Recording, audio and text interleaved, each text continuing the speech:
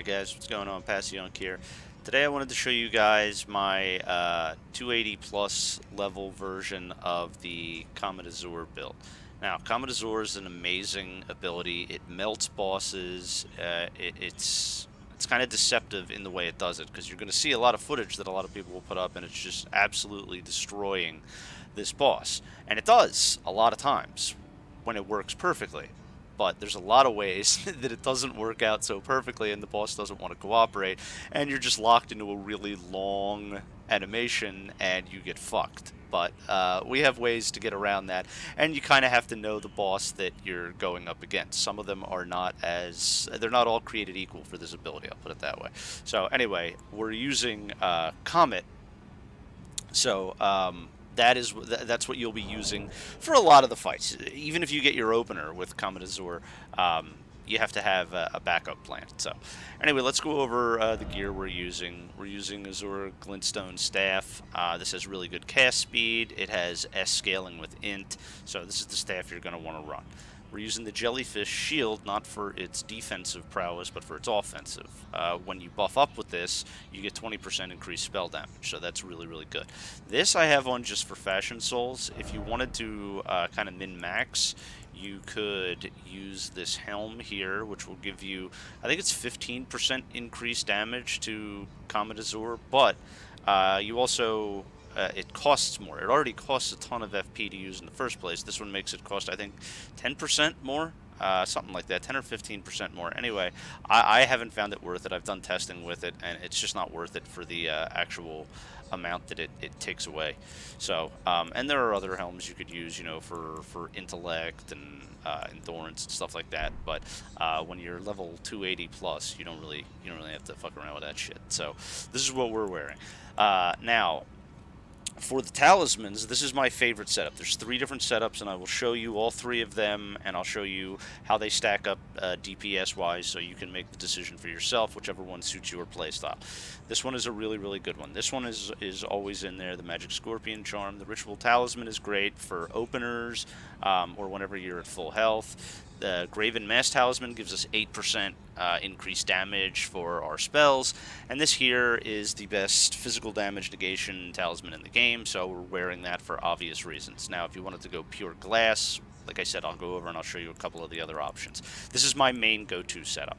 Now, as far as the physic, let's go over a couple options that we could use for the physic. It's not really as interchangeable as some of the others, because you kind of need this for functionality. Right here, this will give you 15 seconds where it costs you absolutely nothing to cast an ability.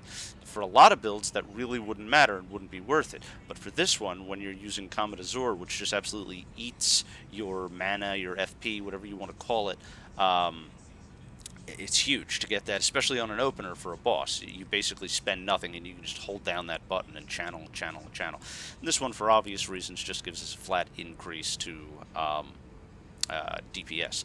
So I guess if you weren't doing bosses, you could switch that out for endurance, or you don't want to. You don't want to. This is the setup you're going to want to run.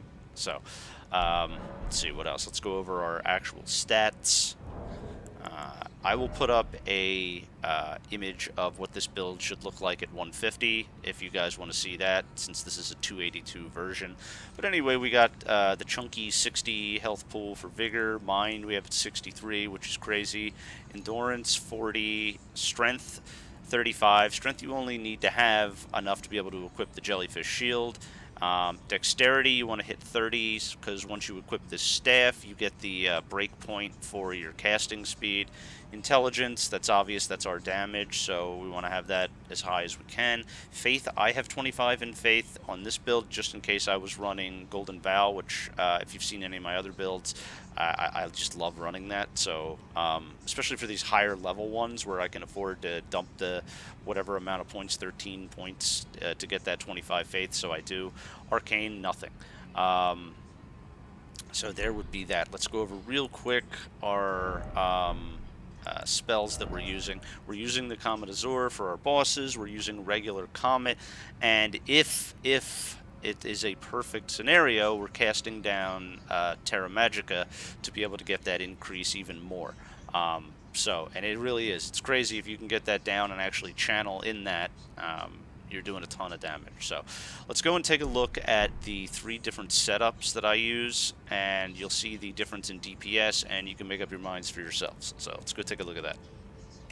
Alright guys, so for the sake of the demonstration, this setup right here with these Talismans, this is the most damage that I found that you can squeeze out of this build with the Talisman setup. You get your Magic Scorpion, your Ritual Sword, your Graven Mass Talisman, and your Graven School Talisman. These both do stack. This is 4% increase, this is 8% for 12%. Now with this you have no utility, you have no damage negation, so this is pure DPS. You're going to get hit like a truck, especially if you're wearing the nonsense that I'm wearing right now. So here's how much you'll do per hit. Not bad, 1496. This is unbuffed, by the way, so there it is.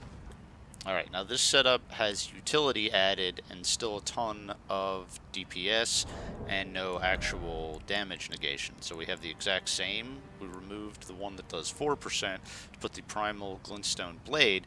This will allow you to cast about 3 or 4 more spells, depending upon what spell you're casting. So it lets me cast Comet, I think 4 more times. So yeah, that's really good in longer fights. So it's better effective DPS. Now let's see the difference. Instead of 1496, it's 1442. So, alright, so this setup is probably my favorite, the one I use most, because we get to put on the Dragon Crest Great Shield Talisman to absorb some of that damage that we're going to take. 1442. Alright, so this is going to be your perfect world scenario. This is how you're going to want to buff up if you actually have the time and space to be able to do it. So, you want to buff up with your shield, you want to cast down Terra Magica, then you want to pop your Physic. You'd like to do this last, because remember, it only lasts 15 seconds. And then you're going to channel on that boss.